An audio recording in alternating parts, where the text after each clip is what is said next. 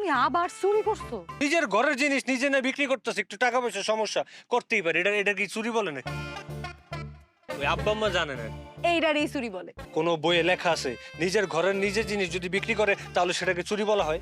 এই matric fail টগর, পড়াশোনা নিয়ে আমারে বয়ান দেওয়ার লাগবে না তোমার।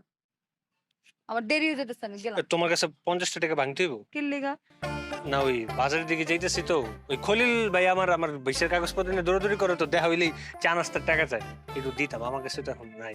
তো তুমি না ধান নিয়ে যাইতেছো বেচার জন্য, তো সেই টাকা দিয়ে কি করবা? এটাকে আব্বা আম্মারে দিয়ে দিবো।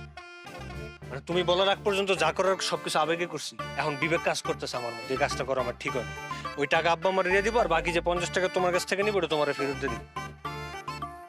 ওহ, ঠিক আছে, ধরো। বাসার থেকে 50 টাকাই দিছিল। ও তাই তুমি